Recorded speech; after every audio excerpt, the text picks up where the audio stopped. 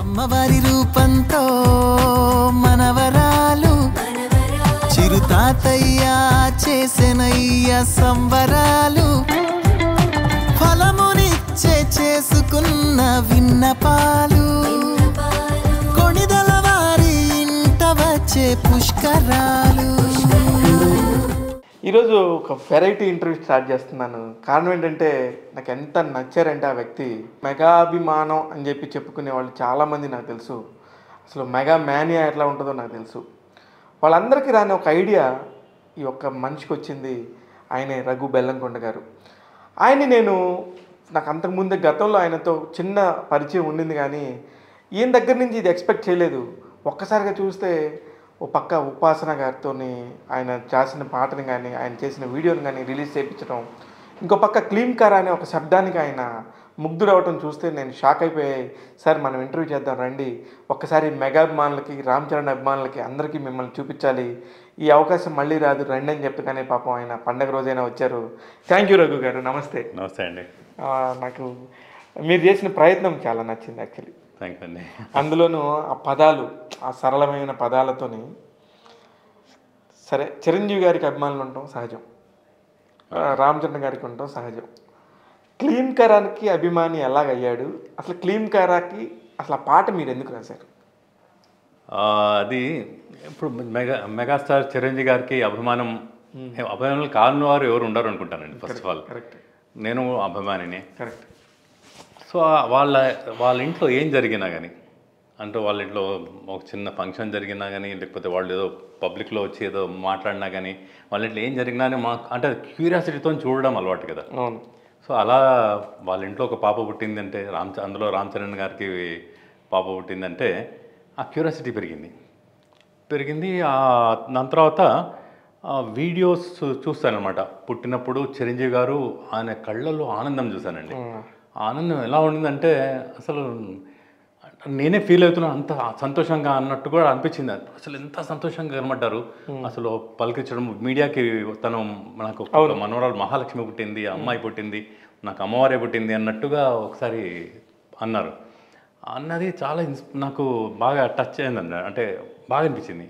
ఇందులో వాళ్ళ అమ్మాయి పేరు కూడా పెట్టారు క్లింకారా అని. క్లింకారా అనే పదం అనేది వీళ్ళకి ఎందుకు తట్టింది, వాళ్ళు ఎక్కడి నుంచి వెతికారు ఈ పదాన్ని అని నేను వెతకడం మొదలుపెట్టాను. నాకు తెలిసిన కొంతమంది పండితులు వాళ్ళందరూ ఉండి ఈ క్లింకార్ అన్న పదం అంటే దాన్ని ఏమన్నా లలితా సహస్రనామం నుంచి తీశారండి అది అవార్డు అని అన్నారు. అనగానే ఇంకా నేను కూడా వెతికితే దాంట్లో క్లింకార్ అనే పదంతోనే ఒక 4 లైన్లు చూశాను. అది చూసిన తర్వాత చాలా బాగా అనిపించింది. అసలు ఇంత అంటే అంత అమ్మవారి మీద ప్రేమతోని ఆ పేరు పెట్టుకున్నారు అన్న ఫీలింగ్ అనిపించింది. అంటే నిజంగా సాక్షాత్తు అమ్మవారు పుట్టినట్టుగానే వాళ్ళకి ఫీల్ అయినారు వాళ్ళు ఫీల్ అవుతున్నారు. ఇప్పుడు కూడా చిరంజీవి గారి ఆనందాన్ని నిజంగా మాటల్లో చెప్పలేము. సరే, ఇంత లోపల నాకు ఒక ఫ్రెండ్ ఉందండి, కజిన్, బట్ చాలా క్లోజ్గా ఫ్రెండ్ కూడా ఉంది. ఆవిడ ఏమని చెప్పారంటే, మరి మీరు రాస్తున్నారు కదా పాటలు, ఆ పాట ఎందుకు రాయకూడదు అని అన్నారు. అంటే నాకు వెంటనే థాట్ వచ్చేసిందండి. వెంటనే వితిన్ ½ అన్ అవర్ లోపల నేను ఆ పాట కంప్లీట్ చేసి వెంటనే ఆవిడకి పంపించాను. పంపించేసాను. ఎలా ఉంది చెప్పండి అని. ఇంకా ఇది నా దగ్గర పంపిస్తే లాభమే ఉంది, మీరు దీన్ని ఏదైనా ప్రయత్నం చేయండి, మీరు చిరంజీవి గారికి పంపించండి, లేకపోతే రామ్ చరణ్ గారికి పంపండి అని చెప్పాను అన్నమాట. అట్లే నా ఫ్రెండ్ సర్కిల్లో మ్యూజిక్, మన సినిమాకి సంబంధించిన వాళ్ళు ఉన్నారు, మ్యూజిక్ డైరెక్టర్ ఉన్నారు, ఇంకా వేరే డైరెక్టర్ అనిల్ గారు అని ఉన్నారు. వీళ్ళందరికీ నేను పంపించాను. అంటే నాకు ఒక చిన్న భయంతోనే పంపించాను. నేను ఏదో రాశాను, వీళ్ళకి నచ్చుతుందో లేదో అన్నట్టుగా రాశాను. కానీ వాళ్ళు షాక్ అయిపోయినారు. వెంటనే నాకు ఫోన్ చేసేసి, ఏంటండి ఇట్లా రాసేస్తారు, ఇంత బాగా రాశారు మీరు దీన్ని, అంటే దీన్ని ఏదైనా ప్రయత్నం చేద్దామండి అని అనిపించింది. అనగానే వెంటనే ఇంకా సరే అక్కడి నుంచి మాకు మొదలైపోయింది అనుకోండి. ఇంకా దీన్ని పాట మీద పడ్డాము. పాట కూడా చాలా సీరియస్ చేస్తాను. అంటే ఇప్పుడు మామూలుగా ఎవరికో ఒకళ్ళు చేయాలంటేనేమో అది సాధారణంగా చేసి పెట్టేయచ్చు. కానీ మనం చేసేది మెగా ఫ్యామిలీ గురించి, మెగాస్టార్ గురించి, రామ్ చరణ్ గారి గురించి, అందులో అపురూపంగా వాళ్ళు అంటే వాళ్ళ అమ్మవారిని చూసుకుంటున్న అమ్మాయి గురించి రాశాం కదా. సో అది చాలా జాగ్రత్తగా, అసలు దీంట్లో ఏ రకంగా ఉండాలి, ఏ రకమైన ఇవి పదాలు ఉండాలి, అన్నీ జాగ్రత్తగా ఆలోచించుకుంటూ ముందుకెళ్ళి పాటని కంప్లీట్ చేసామండి. మీరు నమ్ముతారో నమ్మరో, నేను నాకు దగ్గరకు వచ్చింది, కానీ నాకున్న పని ఒత్తిడిలో చూసుకోలేదు. వన్స్ నేను చూసినాక మీరు నమ్మండి 12 సార్లు చూసాను కంటిన్యూగా, అబ్బా 12 టైమ్స్ చూశాను. ఎందుకంటే ఆ వర్డింగ్ అంటే మీరు వెతికిన పదాల సరళి నాకు ఎంత నచ్చిందంటే, అబ్బా ఇంత చిన్న పదాలతో ఇంత ముద్దుగా పాట రాశారా అనిపించి అసలు ముందు మీ గురించి తెలియాలనే ఉద్దేశంతోనే చెప్పాను. I felt so happy. నాకు అందుకాక మీరు కూడా నన్ను అడిగారు ఒక 3 నెలల కిందట, అవును సార్ మీకు చిరంజీవి గారి మీద బర్త్డే వీడియోస్ చేస్తున్నారు, దాదాపు 50 వీడియోస్ చేశారు, నేను అన్నీ చూశాను, నాకు కూడా భలే నచ్చింది, 100 వీడియోస్ చేస్తామని అని మీ ఉద్దేశం ఉంది. అవునండి. అంటే లేదండి నేను చెప్తాను చేస్తానండి, నేను కూడా హెల్ప్ చేస్తాను మీకు చిరంజీవి గారి దగ్గరికి తీసుకెళ్ళటానికి అన్నాను. కానీ ఇక్కడ చిరంజీవి గారు కనిపించినప్పుడు నిజంగా చాలా ప్రేమగా మాట్లాడతారు. రామ్ చరణ్ గారు కనిపించినప్పుడు అందరూ వాళ్ళ ఫ్యామిలీలో ఎవరు కనిపించినా చాలా ప్రేమగా ఆప్యాయంగా మాట్లాడతారు సార్. కానీ ఈ మధ్యలో మంది మగదులు చాలామంది ఉంటారు, ఒక పిఆర్ వ్యవస్థ, వాళ్ళకు కూడా ఇబ్బంది. లేదంటే మనలాంటి వాళ్ళు ఎంతోమంది ఉండొచ్చు, వాళ్ళ పరిస్థితి వాళ్ళది. అందుకని బట్ నేను సిన్సియర్గా ప్రయత్నం చేశాను సార్, కెమెరా ముఖంగా చెప్తున్నాను. ఎందుకంటే మీరు ఆ రోజు ఎంత ఆర్ద్రతతో నాకు చెప్పారో నాకు గుర్తుంది.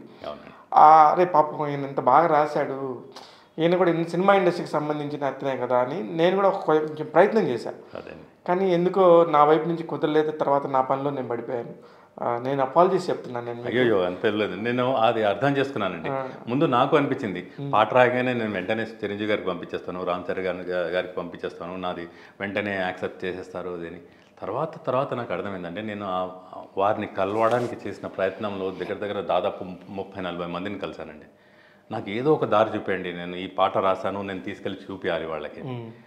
కానీ అంటే వాళ్ళు ఎంత బిజీగా ఉంటారో నాకు, అంటే నేను బయట నుంచి చూసి అభిమానిని కదా నన్ను పిలిచేస్తారు అన్న ఫీలింగ్లో ఉంటాను. కానీ వాళ్ళకుండే ఇబ్బందులు నాకు చాలా ఇబ్బందులు ఉంటాయి సార్, పూర్తిగా అర్థమైపోయిందండి. అసలు ఒక్కొక్కళ్ళు ఎలా ఉంటారు, వాళ్ళు ఎంత బిజీగా ఉంటారు, వాళ్ళని కలవాలంటే ఎన్ని రకాల అడ్డంకులు, అంటే అడ్డంకులు అని చెప్పాలంటే వాళ్ళకు కూడా అవి పాపం వాళ్ళ పిఆర్ఓస్ కానీ వాళ్ళ మేనేజర్స్ కానివ్వండి కూడా వాళ్ళు మన మాట చేరవేస్తారేమో, కానీ నిజంగానే వాళ్ళ అపాయింట్మెంట్ వాళ్ళ డైలీ షెడ్యూల్లో మనల్ని ఫిక్స్ చేయాలంటే చాలా కష్టమేనండి. అది నాకు అర్థమైంది. అది అందుకనే నేను మీ మీద యాక్చువల్గా మిమ్మల్ని రిక్వెస్ట్ చేస్తాను. కానీ మళ్ళీ మీరు నాకు ఎప్పుడు చేయలేదు. నేను ఒకవేళ మళ్ళీ మీరు చేస్తే మేబీ ఇంకొంచెం ఫోకస్ చేసేవాడినేమో. తర్వాత కూడా మీరు నన్ను అడగలేదు, ఒకవేళ మీరు రియాలిటీలోకి వచ్చేసారేమో. అది రియాలిటీ వచ్చేసారండి. ప్రతి ఒక్కళ్ళని అడిగి ప్రతి వాళ్ళు నేను కల్పించేస్తానండి, నాకు పరిచయమేనండి అని అన్నవాళ్ళు కూడా వాళ్ళకు ఉండే ఇబ్బందులు చూసి నాకు అనుకున్నాను, సరే ఇంకా అమ్మవారి తీసుకెళ్ళాలి, అమ్మవారు ఏ రకంగా తీసుకెళ్తే ఆ రకంగా తీసుకెళ్ళేవారండి అండి. నేను ఇంకా అంతవరకు వెయిట్ చేస్తాను, చూద్దాం, మనమైతే ఒక ప్రయత్నం చేసాము, అమ్మవారు తీసుకెళ్తుంది అని అమ్మవారి మీద అది పడేసి, అంటే నేను ఆమె మీదనే పడేసేసి నేను ఇంకా వెయిట్ చేసుకుంటూ కూర్చున్నాను. అంతకన్నా మించి ఏం చేయాలి. అందుకని అమ్మవారు తీసుకెళ్ళిపోయారు మొత్తానికి. చాలా బాగా నేను ఆ వీడియోస్ చూసినప్పుడు షాక్ అయిపోయాను. 36,000 మంది చూశారు అప్పటికే. అవునండి, 36,000 మంది చూశారు. కింద చూస్తేనేమో కొత్త ఛానల్, ఈ క్లింకర్ గారితోనే ఆ ఛానల్ ఓపెన్ చేశారు. అవునండి, పేరుతోనే ఇంతకుముందు ఉండింది కానీ అది నేను ఇంకా తీసేసాను మళ్ళీ, అంటే ఇంకా వద్దు అనుకొని తీసేసాను, మళ్ళీ రీస్టార్ట్ చేశాను. అప్పుడు అన్ని ఏం వీడియోస్ పెట్టలేదు, పెట్టకుండా ఈ పాటతోనే నేను పెట్టానండి, ఈ పాటతోనే స్టార్ట్ చేశాను. కానీ అసలు ఇవన్నీ చేయాలి, ఇవన్నీ చేయడానికి కొంత డబ్బు కావాలి, ఫినాన్షియల్గా చాలా అవసరం కూడా. దానికి సంబంధించి ఇప్పుడు నేను చూశాను క్వాలిటీ కూడా ఎంత ఖర్చు అయింది. సింగర్స్ కూడా నేను చూశాను, చాలా పెద్ద సింగర్స్ పాడారు. అవును అవును, ధనంజయ్ గారు పాడారు, ధనంజయ్ పాడాడు. అండ్ దానికి వర్క్ చేసిన టెక్నీషియన్స్ కూడా బాలీవుడ్, మన బాంబేలో నుంచి చెన్నైలో నుంచి టెక్నీషియన్స్ అంతా రిచ్గా చేసామండి. ఎక్కడ అంటే చిరంజీవి గారి లెవెల్కి, బాస్ గారి లెవెల్కి అసలు తగ్గకూడదు, మెగా స్టార్ గారి లెవెల్కి తగ్గకూడదు. మనం ఏదంటే ఇప్పుడు ఎవరికైనా ఏదైనా గిఫ్ట్ ఇస్తున్నాం అనుకోండి, ఎవరికైనా మనం వెళ్తున్నాం, వాళ్ళ స్థాయికి తగ్గట్టు మనం ఆలోచించాలి. నా స్థాయికి తగ్గట్టు, నా స్థాయికి అది మించే చేశాను, బట్ వాళ్ళ స్థాయి గురించి ఆలోచించాలి కదా. అసలు మీకు ఎందుకు చేయాలనిపించింది? అసలు మీకు ఇండస్ట్రీకి సంబంధం ఏంటి సార్? నాకు ఇండస్ట్రీకి బాగానే, అంటే చాలా నుంచి ఒక సంబంధం ఉందండి. నేను కూడా ఒక మూవీ డైరెక్ట్ చేశాను, మళ్ళీ రాదోయ్ లైఫ్ అనేసి. మళ్ళీ రాదోయ్ లైఫ్ అంటే మంచి సినిమా సార్. అది మన అల్తాఫ్ చేశాడా? అవునండి, అల్తాఫ్ చేశారు. 2012-13 ఆ టైంలోనా? అవునండి, 14 రిలీజ్ అయింది. ఓకే. అందులో అల్తాఫ్, ఇంకోతను రామకృష్ణ గారు, మేకా రామకృష్ణ గారు అని అవును వాళ్ళు చేశారు. మేకా రామకృష్ణ గారికి జ్యూరీ నంది అవార్డు కూడా వచ్చింది ఆ సినిమాకి. అవును, మేకా రామకృష్ణ గారు తర్వాత రాజమౌళి గారి సినిమా బాహుబలి కూడా ఉన్నారండి. Correct correct correct. Okay, Anushka గారి బ్రదర్ లాగా. సంతోషం ఏమిటంటే ఆయన నన్ను కలిసినప్పుడల్లా మీరు ఇచ్చిన క్యారెక్టర్ నాకు ఇప్పటికీ జ్ఞాపకం ఉంటుందండి. నేను ప్రతి ఒక్కళ్ళకి చెప్పుకుంటుంటాను, నన్ను ఎవరైనా ఆడిషన్ ఇవ్వమంటే మా సినిమాలో సీన్ మాత్రమే చేస్తాడంట అతను ఆడిషన్. సో అదొకటి నాకు గర్వంగా ఉన్నది. గిఫ్ట్ అంటే గొప్పలాగానే అనిపిస్తుంటుందండి. అంతే కదా.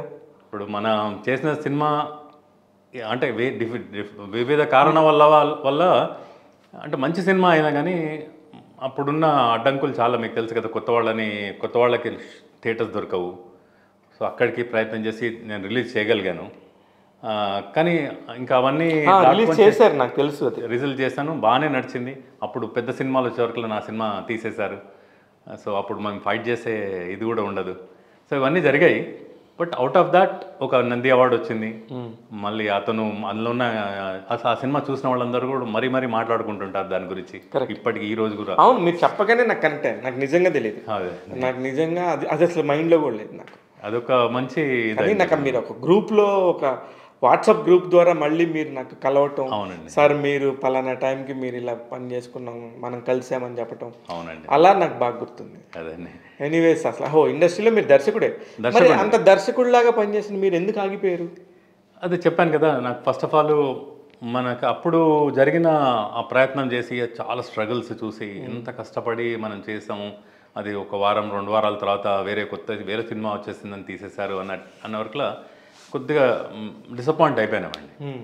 నాకు ఎంత ప్రయత్నం చేసినా కానీ నాకు 10 థియేటర్ల కన్నా ఎక్కువ దొరకలేదు. మొదలు ప్రామిస్ చేసిందేమో 110 థియేటర్లు, తీరా రిలీజ్ అయ్యడానికి 10 రోజులు, అంటే 10%.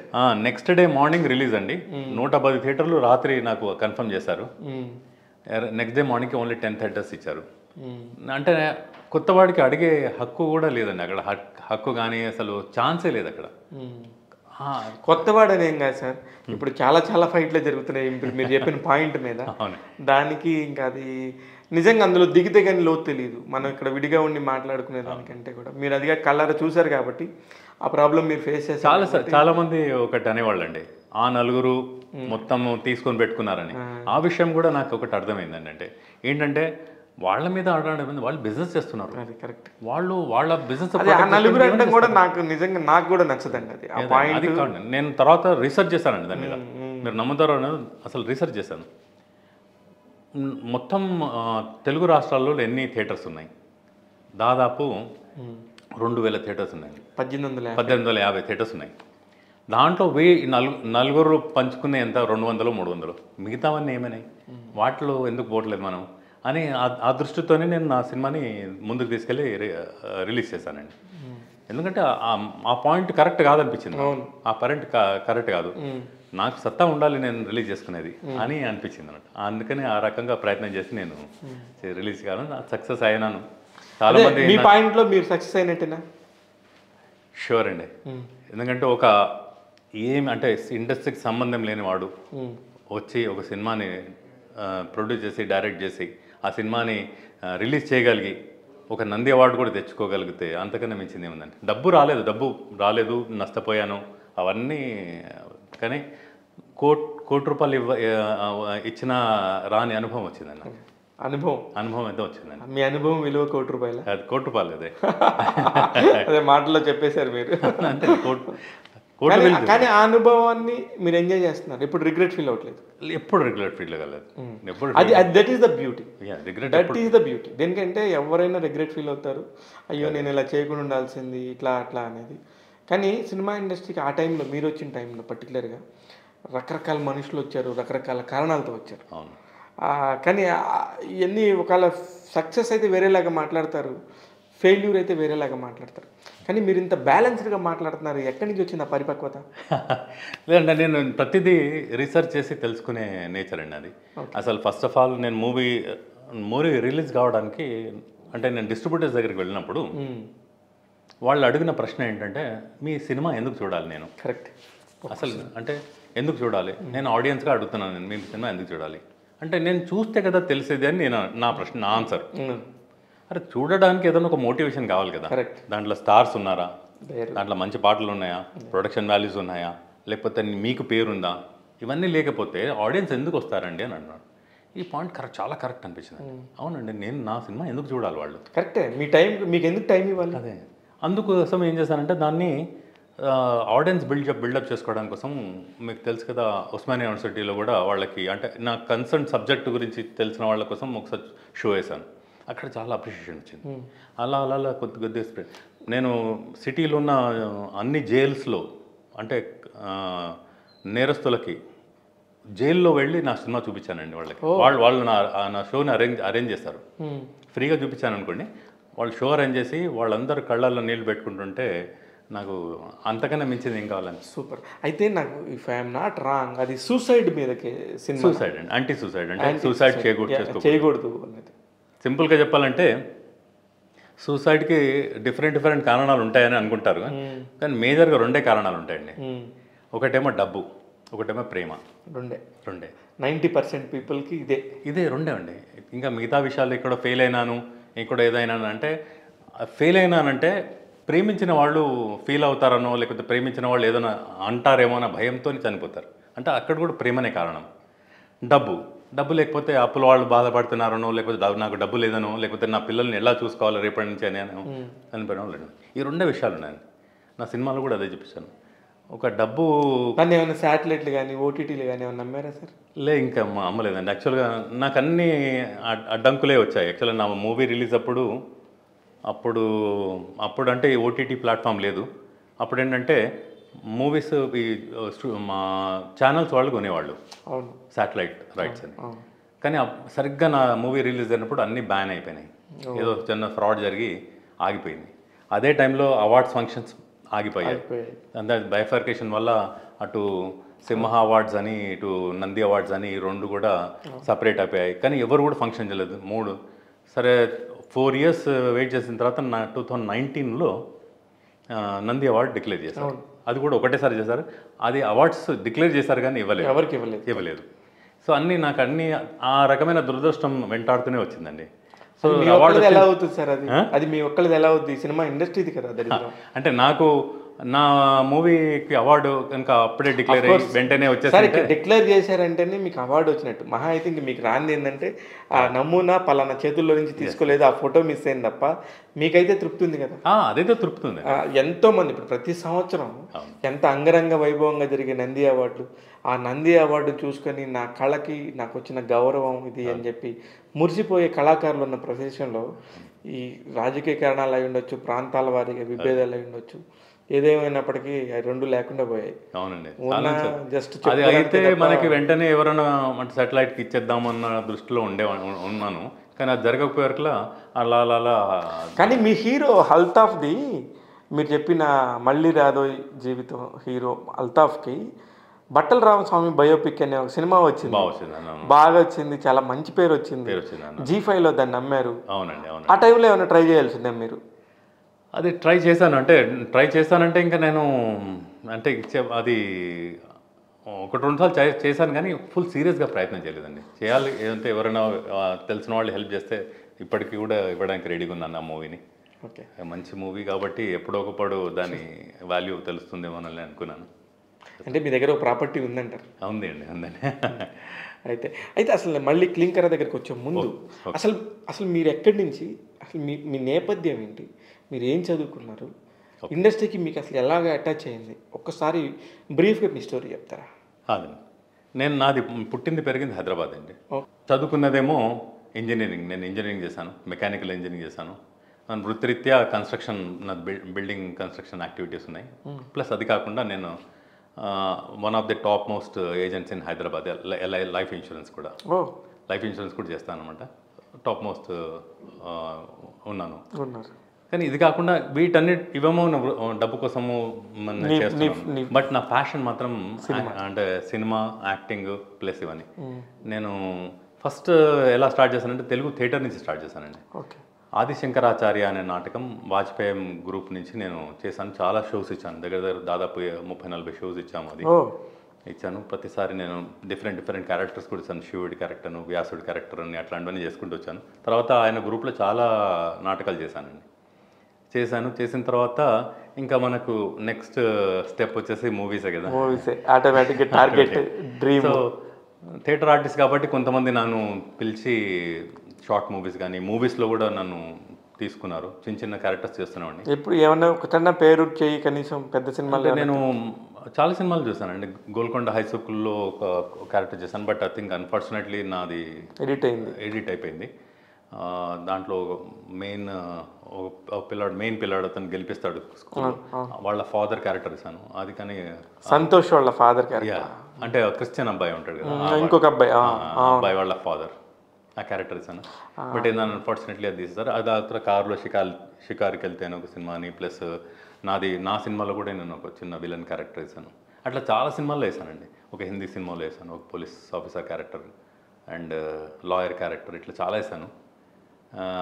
చాలా నాటకాలలో, చాలా షార్ట్ ఫిలిమ్స్లలో చాలా చేశాను. బట్ ఒక్కొక్కటి ఏంటంటే యాక్టింగ్లో చాలా టైం కన్జ్యూమింగ్ అండి అది. అవును, అంటే నా వృత్తికి దానికి పెద్ద అంటే ఎప్పుడు క్లాష్ అయ్యేది, కుదరట్లేదు, క్లాష్ అయ్యేది.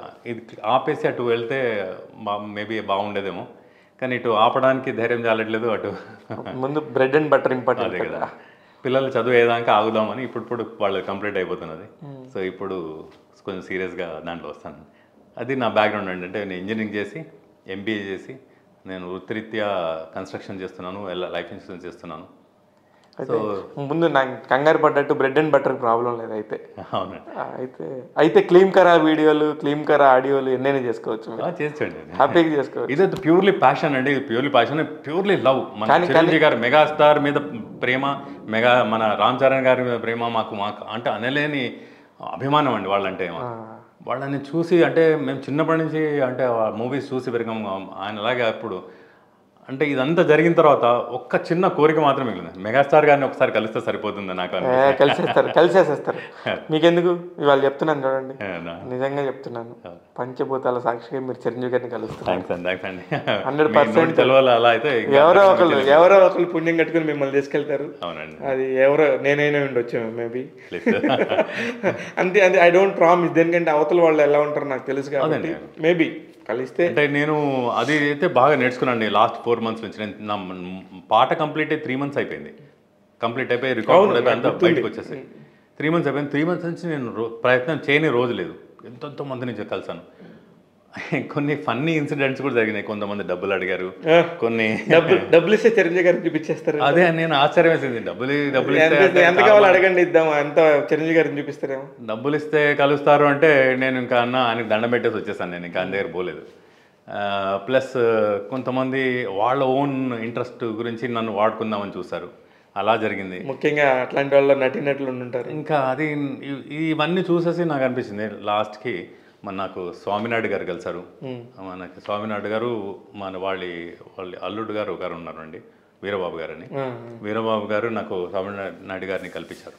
సో ఆయన నాకు సహాయం చేసి ఆయన నన్ను ఉపాసన గారి దగ్గరికి తీసుకెళ్లారండి. పోలండి, అదే మొత్తానికి ఈ సందర్భంగా స్వామినాయుడు గారికి థ్యాంక్స్ చెప్పాలి. థ్యాంక్స్ చెప్పాలండి, చాలా ఇండెప్టెడ్ ఆయన గురించి. ఎందుకంటే ఆయన నిజంగా లాయల్ అండి, చిరంజీవి గారి మీద మాట పడనీయకుండా. చిరంజీవి గారు ఆయన కూడా అంత అంటే ఇప్పుడు అంటే ఆయన కూడా ఎలా ఉంటే ఆయన దగ్గర కూడా చాలాసార్లు వెళ్ళాను. పాపం ఇది బాధపడేవాడు, అరే నువ్వు ఏం చేయలేకపోతున్నాను, చాలా రోజులు పట్టేస్తుంది, కానీ సిచ్యువేషన్ అట్లుంది. చూసారా మీరు, చిరంజీవి గారి పక్కనున్న వ్యక్తే అదే దీనికోసం ఇప్పుడు పాప కోసం మంచి పాట రాశారు, దాన్ని చూపించడానికే ఇంత ప్రాబ్లం అయిందంటే అదండి. అది వాళ్ళ లైఫ్ స్టైల్ అంతానండి. వాళ్ళ గురించి లక్షల మంది వెయిట్ చేస్తుంటారు. నేను చిన్నవాడిని. అది మీరు అర్థం చేసుకున్నారు కాబట్టి సరిపోయింది. లేదంటే దీని మీద మళ్ళీ నెగిటివ్, మేము ఎంత చేస్తే మాకైతే లేదండి, అసలు ఏ క్వశ్చన్ లేదండి. ఎందుకంటే నేను చెప్పాను కదా, ఏది చేసినా కొంచెం రీసెర్చ్ చేస్తానని. ఈ అర్థం చేసుకున్న ప్రయత్నంలో అన్ని అర్థం లేదు. మీలాంటి వాళ్ళకి ఏమైనా చేయవచ్చు, ఎందుకంటే మీకు అర్థం అవుతుంది సిచ్యువేషన్, ఎవరి మీద ఇబ్బంది పెట్టకుండా, వాళ్ళని ప్రెషర్ పెట్టకుండా. వెరీ నైస్ అండి. కాకపోతే మళ్ళీ మీరు ఎప్పుడు సినిమా డైరెక్షన్ చేస్తున్నారు సార్? నేను ఇప్పుడు రెడీ ఉన్నానండి. 4 స్టోరీస్ రెడీగా రాసి పెట్టుకున్నాను. నేను డైరెక్టర్స్ అసోసియేషన్లో మెంబర్షిప్ ఉన్నది, రైటర్స్ అసోసియేషన్లో మెంబర్షిప్ ఉంది, ప్రొడ్యూసర్స్ కౌన్సిల్లో మెంబర్ ఉంది, ఇవన్నీ ఉన్నాయి. మెంబర్షిప్ తీసుకున్నాను.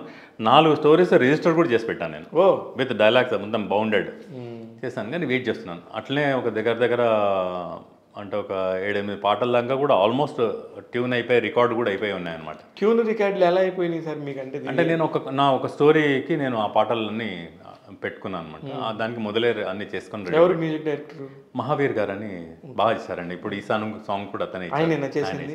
నిజంగా ఆయనకి సూపర్ ఫ్యూచర్ అంటే బ్రైట్ ఫ్యూచర్ ఉంటుంది. నేను విన్నాను. దేనికంటే మరి ఎంత బాగా ఎలా చేశాడో నాకు తెలియదు. ఆయన కూడా మెగాస్టార్ అంటే అంత పిచ్చి. ఇంకా మనం మీరందరూ ఎక్కడుంటారు సార్ వీళ్ళందరూ? నాకు అర్థం కాదు. ఆయన కూడా సినిమా ఇండస్ట్రీనా? అవునండి, చాలా సినిమాలకు 3-4 సినిమాలకి ఆయన చాలా సినిమాలకి మ్యూజిక్ దర్శించాడు. కానీ ఇంకా అంటే అప్కమింగ్లోనే ఉన్నారు. చూశారు కదా, ఇప్పుడు మీ కళ్ళ ముందే చూశారు. మీరు ఎన్నో చేశారు. అవును. కానీ క్లీమ్ కరా పేరు ఒకటి మిమ్మల్ని ఇక్కడ దాకా తీసుకొచ్చి అవునండి ఈ ఇంటర్వ్యూ కూర్చోబెట్టింది. ఆ పవర్లో పేరులో పవర్ ఉన్నది, ఆ మాత ఆ మనుషుల్లో పేరు ఉంది అంతే. అందుకని మనకి ఎప్పుడు ఏది రావాలో అప్పుడు అది వస్తుంది సార్. అవునండి, మీకు నేను చెప్పేదే ఉంది. అంతేనండి. అందుకని అమ్మ మీద భారం వేసేసి ఉన్నానండి నేను. ఈ పాట మరి మీరే రాశారు కదా, మీకు నోటికి వస్తుందా? వస్తుందండి. ఒకసారి పాడరా నా కోసం. అంటే నా గాత్రం అంతా అంటే ఆ పదాల పొందిక ఎంత బ్యూటిఫుల్గా ఉందో. లేదంటే నేను మీ ఇంటర్వ్యూతో పాటు ఆ వీడియో వేసేస్తాను. ఆ వీడియో పెట్టేసండి. ఒక 2 లైన్లు. అంటే ఇప్పుడు మీ ఒక చిన్న అంటే పదాలు అన్నారు కాబట్టి ఉపాసన గారి పేరు అండ్ రామ్ చరణ్ గారి పేరుని ఎలా కలపాలి అనేది కొంచెం ఆలోచించాను. సరే, ఎంతో పుణ్యాలు చేసుకుంటే కానీ పాప పుట్టదు అనేది దాన్ని తీసుకొని ఉపాసనలు చేసి నోములను నోచి చేసినాడు రామ్ చరణ్. అప్పుడు రామ్ చరణ్ గారు చేసే పూజలకు సంబంధించిన వీడియో పెట్టారు, క్లిప్. నిజంగానే చేసి ఉంటారు. బట్ ఇవన్నీ అంటే ఉపాసనలు చేసి ఉపాసనలు చేసి ముడుపులెన్నో మూట కట్టి పూజలెన్ని చేసినాడు రామ్ చరణ. పుణ్యమెంత చేసినాడు రామ్ చరణ. క్లింకార ఇంటికొచ్చే రామ్ చరణ. ఈ రామ చరణ కూడి ఉపాసన. ఇప్పుడు వాళ్ళే మీకు స్టోరీ చెప్పలేదు, ఇలా పాట రాయండి ఇలా అని. ఎవరు ఏం చెప్పనప్పుడు మీ మైండ్లోకి ఇలా నాకు థాట్ వచ్చిన తర్వాత విత్ ఇన్ ½ an hourలో నేను రాసిన పాట అండి ఇది. నిజంగా వెరీ నైస్ అండి. కంగ్రాచ్యులేషన్స్. ఎందుకంటే చాలా మనస్ఫూర్తిగా చెప్తున్నా, ఆ పాట నాకు ఎంత నచ్చిందంటే, అంటే ఇప్పుడు చిరంజీవి గారి కోసం రాస్తున్నారంటే ఒక రాసే అతనికి డబ్బు, పాడే అతనికి డబ్బు, ఒక మ్యూజిక్ చేసే అతనికి డబ్బు, ఇన్ని రకాల కమర్షియల్ యాంగిల్స్ ఉండి ఎక్కడో ఎవరో వింటారు కొన్ని కోట్ల మంది అని చెప్పి రాయటం వేరు. ఏ స్వార్థం లేకుండా నిస్వార్థంగా ఒక పాప పేరు నచ్చి వాళ్ళు ఆ పాపని ఆ పేరు ఎలా పెట్టారని ఒక రీసెర్చ్ చేసి దానికి ఒక పాట రాయటం అనేది నిజంగా నాకు రఘు గారికి వండర్ అండి. మీరు ఇంతకుముందు ఎంత అయింది అని అంటే కూడా నేను చెప్పకపోవడానికి కారణం అదే. నా స్థాయికి మించి అయితే చేశాను, అంతవరకే చెప్తాను. బట్ నేను అమౌంట్ చెప్తే నెంబర్ చెప్పరు, నేను చేసింది అని వాల్యూ పోతుందేమో అనిపిస్తుంది. నాకు నా ఉద్దేశం ఏదైనా ఒకటి మొత్తం చెప్పగలుగుతాంటే నా స్థాయికి మించి చేశాను.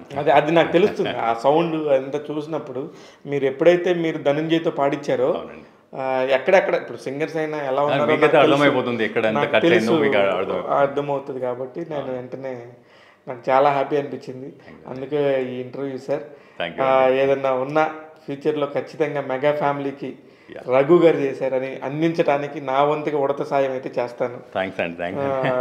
ఇలాంటి వాళ్ళ సాయం ఉంటే very easy sir, very easy. నేను కూడా వీలైనంత చెప్తాను. ఆయన కోసం ఒక పాప కోసం పెద్ద పాట రాశారని. డెఫినెట్గా చిరంజీవి గారిని, రామ్ చరణ్ గారిని మీరు కలుద్దురు గారి, సురేఖ గారిని కూడా కలుద్దురు గాని. నేను రుణపడి ఉంటానండి. అది నా ద్వారా కాకపోయి ఉండొచ్చు, ఇంకొకరి ద్వారా, ఎవరి ద్వారా ఒకరి ద్వారా ఖచ్చితంగా మీరైతే కలుస్తారు. నేనైతే వాళ్ళు చెప్తున్నాను కదా, డామ్ షూర్ మీరు కలుస్తారు. అంతే. All the very best. జరుగుతుంది. అమ్మవారి దయ, చిరంజీవి గారి దయ, ఆంజనేయుడి దయ, రామ్ చరణ్ గారి అందరిది జరుగుతుంది. ఎనీవేస్, పొంగల్కి ఒక మంచి పాట రిలీజ్ చేశారు, నాకు చాలా హ్యాపీ అనిపించింది సార్. కలుద్దాం మనం త్వరలోనే. రఘు గారు, మీరు మళ్ళీ మీ ప్రయత్నాలు, మీ బ్రెడ్ అండ్ బటర్ కొనసాగిస్తూనే మీరు మంచిగా ఇంకో సినిమా కూడా డైరెక్ట్ చేయాలని కోరుకుంటున్నాను. సమాజంలో ఎన్నో అంశాలు ఉన్నాయి మీరు టచ్ చేయాల్సినవి. ఆ రోజు ఆత్మహత్యల గురించి మాత్రమే మాట్లాడారు, ఇంకా చాలా విషయాలు ఉన్నాయి. కంటెంట్ ఉన్నోడు ఎప్పుడైనా ఏమైనా చెప్పగలడు కదా, నేను అది నమ్ముతున్నాను. మీరు చేస్తూ ఉండండి. All the very best. Thank you very much అండి. Thank you. చూస్తూనే ఉండండి ట్యాగ్ తెలుగులో. ఇలాంటి వెరైటీ టాపిక్స్తో మీ ముందుకు వస్తాను. నేను మీ శివ మల్లాల.